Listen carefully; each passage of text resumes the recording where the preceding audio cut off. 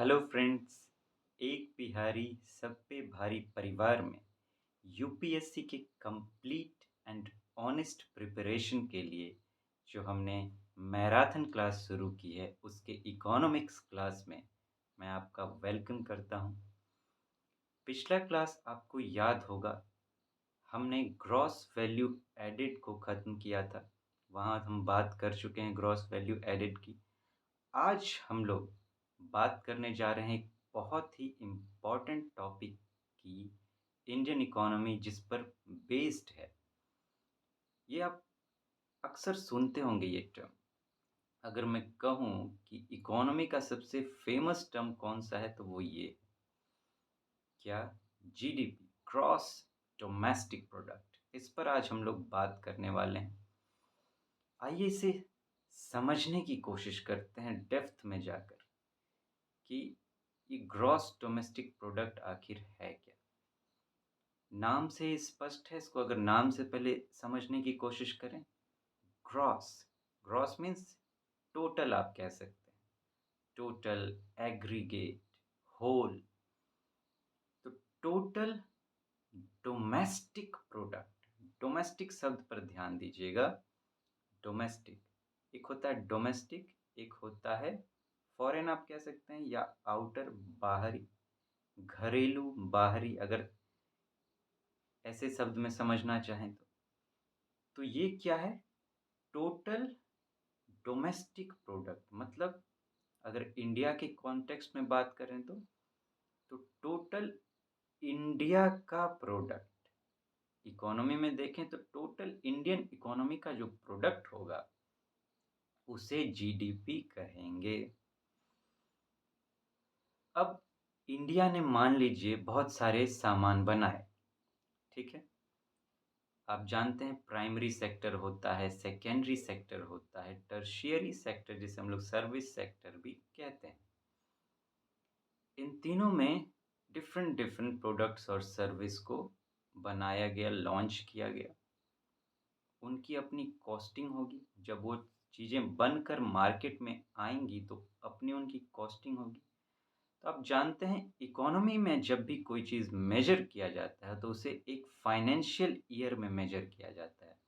हर साल budget prepare होता है तो एक फाइनेंशियल ईयर होता है, उसमें कैलकुलेट किया जाता है कि कितना प्रोडक्शन हुआ, उसकी क्या कॉस्टिंग या इनकम आप कह सकते हैं आई, इसको कैलकुलेट किया जाता है ताकि पता चले कि इकोनॉमिक ग्रोथ कितना हुआ है। जीडीपी अल्टीमेटली है क्या? इकोनॉमिक ग्रोथ को मेजर करने का एक फॉर्मूला आप कह सकते हैं या कॉन्सेप्ट कह सकते हैं आपको। तो मेजर किया जाता है कि डिफरेंट डिफरेंट सेक्टर्स जो इंडियन इकोनॉमी में हैं उसने कितना, समझ लीजिए नॉर्मल भाषा में, कि सामान बनाया एक साल के अंदर। उसे कैलकुलेट जब करेंगे हम लोग कि ये चीज़ें जब मार्केट में आएंगी तो कितना इनकम हमें मिलेगा, उसे आप इंडिया का ग्रॉस डोमेस्टिक प्रोडक्ट कह सकते हैं। अब जरा जो हमने समझा है कॉमन लैंग्वेज में, इसे इकोनॉमिक टर्म में समझने की कोशिश करते हैं। लेकिन उससे भी पहले, जैसे मैंने अभी इंडियन इकोनॉमी में की तरह से बात की, इस ग्रॉस डोमेस्टिक प्रोडक्ट को जरा शॉर्ट में समझने की कोशिश करते हैं। अब मान लीजिए हमारी एक फैमिली है, आपकी एक फैमिली होगी, पापा होंगे, मम्मी होंगे, भाई बहन होंगे। अब मानते हैं कि आपके परिवार में आपके पापा कमाने वाले हैं फॉर एग्जाम्पल। तो अब ये देखा जाएगा कि साल भर में आपके पापा ने कितना कमाया या आपके घर में कितनी इनकम आई साल भर में। तो उसे कैलकुलेट किया जाएगा, उसे कैलकुलेट किया जाएगा और उसे आप अपनी फैमिली का ग्रॉस डोमेस्टिक प्रोडक्ट कह सकते हैं। या फिर आप कोई एक ऐसा बिजनेस कर रहे हैं, मान लीजिए कोई सामान, आपने आपने एक कंपनी खोली हुई है और उसमें, या फिर फैक्ट्री खोली है, उसमें आप आपकी अपनी पर्सनल फैमिली की, उसमें आप सामान बनाते हैं। तो आप अपना साल भर में कितना सामान बनाते हैं और उसको अगर आप मार्केट में बेचेंगे तो क्या कॉस्टिंग आपको आएगी, उसे आप अपनी कंपनी का ग्रॉस डोमेस्टिक प्रोडक्ट कह सकते हैं। इसी को पूरे इंडियन इकोनॉमी पर आप लागू कर सकते हैं। तो ये ग्रॉस डोमेस्टिक प्रोडक्ट है। आइए ज़रा इकोनॉमिक टर्म्स में अब देखते हैं कि ग्रॉस डोमेस्टिक प्रोडक्ट आखिर है क्या? जीडीपी इज़ दी एक चीज़ जीडीपी एट एमपी मतलब मार्केट प्राइस। तो मार्केट प्राइस पर जो ग्रॉस डोमेस्टिक प्रोडक्ट होता है उसको जीडीपी कहा जाता है। इन शॉर्ट अगर जीडीपी आपको सुनने को मिले या ग्रॉस डोमेस्टिक प्रोडक्ट तो उसका मतलब होगा ये जो ग्रॉस डोमेस्टिक प्रोडक्ट ये किस पे है? मार्केट प्राइस पे। तो मार्केट प्राइस पे कैलकुलेट किया जाता है जो कि फाइनल प्राइस होता है। मार्केट में जब आप सामान खरीदते हैं तो उसका फाइनल कीमत होता है, उसके बाद तो कोई कॉस्टिंग नहीं होती है उस पर। वो आपने खरीद लिया, ले आए घर, उसके बाद आपको तो कोई चार्ज नहीं लगता। तो मार्केट प्राइस जो है वो फाइनल प्राइस होता है। तो जीडीपी क्या है? GDP is the market value. Market में उसकी क्या वैल्यू है? Of all final goods and services. Final goods and services. अब देखिए कोई सामान आप बनाते हैं, जैसे कि आपने मान लीजिए कार बनाई। कार में बहुत सारा रॉ मटेरियल भी लगता है। टायर शुरुआत में टायर लेके आया गया, ट्यूब लेके आया गया, चेन लेके आया गया, ब्रेक लेके आया गया, स्टेयरिंग लेके आई गई, सीट लेके आई गई। ये सब रॉ मटेरियल्स हैं और भी बहुत कुछ है। इनको जब जोड़ा जाता है तब जाके कार बनती है ना। तो जो जितने भी रॉ मटेरियल्स हैं ये इनिशियल प्रोडक्ट्स हैं, रॉ मटेरियल्स हैं। जब कार वो कंप्लीट बन जाएगी तो कार को हम लोग क्या कहेंगे? Final good. कार को हम लोग फाइनल गुड कहेंगे। तो किसी भी सामान को जब बनाया जाता है उसका जो अंतिम रूप होता है जो आप खरीदते हैं जाकर मार्केट से उसे फाइनल गुड कहा जाता है। तो जीडीपी उसी को कैलकुलेट करता है, उसके मार्केट वैल्यू को। Market value of all final goods and services produced with in a domestic territory of a country. कहाँ प्रोड्यूस किया जाता है? विद इन डोमेस्टिक टेरिटरी मतलब जो भी कंट्री है, जैसे इंडिया की बात करें तो इंडिया के अंदर जो सामान बनाया जाएगा उसे कहेंगे gross domestic product measured in a year. एक साल का कैलकुलेट किया जाता है जिसे इकोनॉमी की भाषा में फाइनेंशियल ईयर कहा जाता है। ठीक है। All production done by the national residents और the non residents in a country gets included. कह रहा है जीडीपी में सारा प्रोडक्शन, इंडिया के अंतर्गत जितना प्रोडक्शन होगा, मैं कंट्री स्पेसिफिक लेके चल रहा हूँ, उसी में बात हो रही है। तो आप कंट्री बोलिए, इंडिया बोलिए, एक ही चीज़ समझिएगा आप। मैं कंट्री बोलूँ चाहे इंडिया बोलूँ, इसको आप किसी भी देश पर लागू कर सकते हैं। इंडिया के कॉन्टेक्स्ट में हम लोग समझ लेते हैं, आप कहीं भी लागू कर दीजिएगा। तो कह रहा है कि एक कंट्री में जितना भी प्रोडक्शन किया गया, ऑल प्रोडक्शन, चाहे वो प्रोडक्शन नेशनल रेजिडेंट्स ने किया हो, मतलब जो यहाँ रहने वाले हैं, जो यहीं रहते हैं भारत में ही, जो भारत के नागरिक हैं, उन्होंने किया हो, या फिर नॉन रेजिडेंट्स ने ही। नॉन रेजिडेंट मतलब जो भारत में, भारत का सिटीजनशिप जिनके पास नहीं है, या फिर किसी जिस कंट्री की बात होगी जीडीपी को लेके उस कंट्री का उसके पास सिटीजनशिप नहीं है, तो उसे क्या कहेंगे? Non residents. जैसे आप सुनते होंगे नॉन रेजिडेंट्स इंडियंस, एनआरआईज, कि वो हो सकता है भारत के हों लेकिन बाहर जाके रहते हैं, या फिर बाहर से आए हुए ही किसी ने प्रोडक्शन किया यहाँ पर। तो वो जितना भी प्रोडक्शन हुआ कंट्री में, वो किसी ने भी किया हो, यहाँ के रहने वाले लोगों ने या बाहर से आके कोई बसे हैं और यहाँ अपना कंपनी खोला है उन्होंने, उन्होंने ही क्यों ना किया हो, फॉरेनर्स ही क्यों ना हो। अगर डोमेस्टिक कंट्री मतलब किसी एक कंट्री में वो प्रोड्यूस हुआ है, इंडिया में अगर वो प्रोड्यूस हुआ है तो वो जीडीपी में इंक्लूड होगा। regardless of whether that production is owned by a local company or a foreign entity। इससे कोई फर्क नहीं पड़ता कि जिसमें प्रोडक्शन हो रहा है वो, उसका जो ओनर है वो इंडियन है या एक फॉरेनर है, उससे कोई फर्क नहीं पड़ता। अगर इंडिया के अंतर्गत प्रोड्यूस हुआ है इंडिया के अंदर, तो उसे इंडिया के जीडीपी में शामिल किया जाएगा। ठीक है। It estimates the economic growth from the demand side. आपको याद होगा जब हमने ग्रॉस वैल्यू एडेड पढ़ा था, तो वहां मैंने कहा था कि ग्रॉस वैल्यू एडेड मेजर्स किस तरफ से, सप्लाई साइड से मेजर करता है।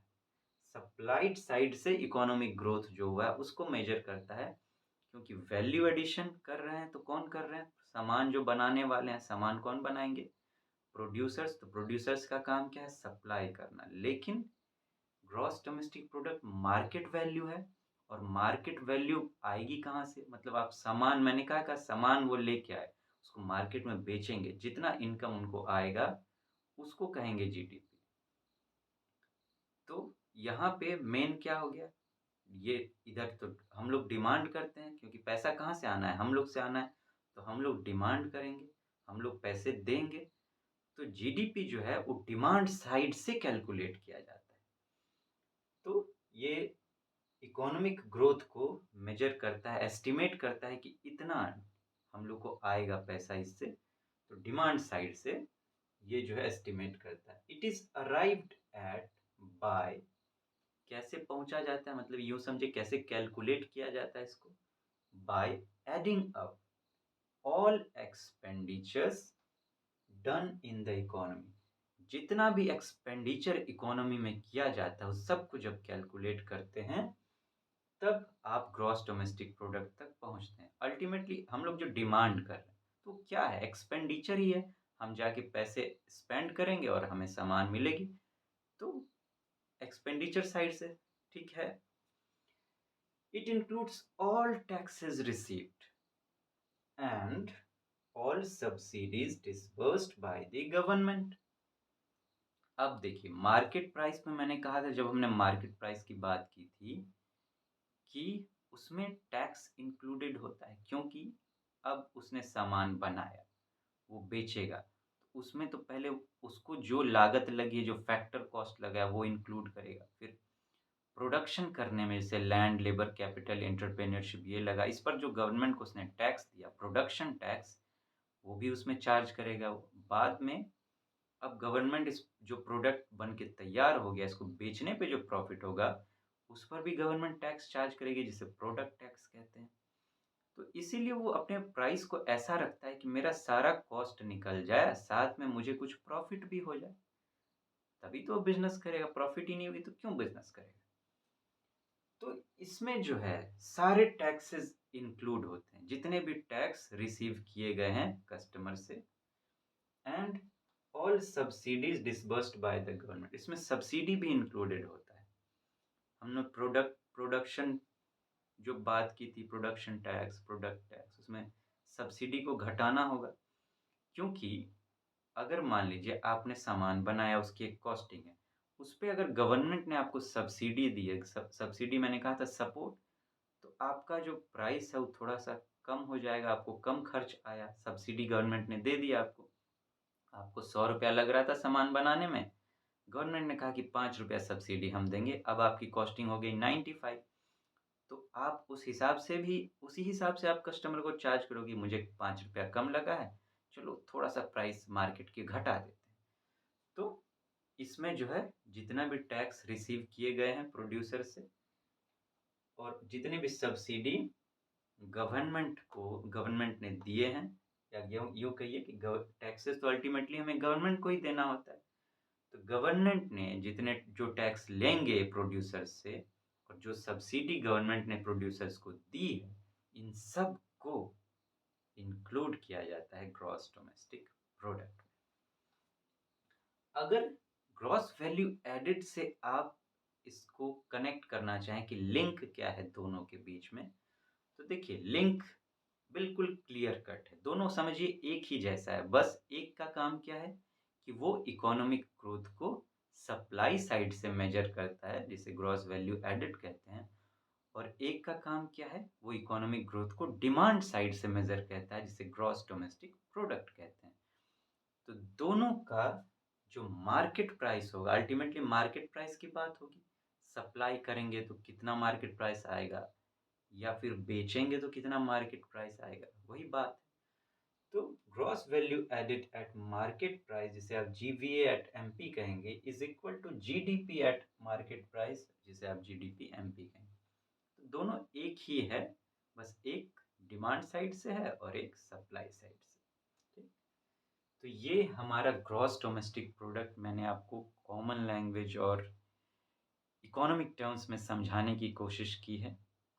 अगली क्लास में जीडीपी के कुछ और रूप होते हैं, जैसे रियल जीडीपी, नॉमिनल जीडीपी, इन्हें हम समझने की कोशिश करेंगे।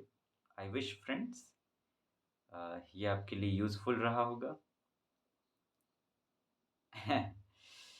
तो अब हम लोग विदा लें, अगली क्लास में मिलते हैं। आप अपना ध्यान रखें, take care, thank you so much, have a nice day, a very very nice day.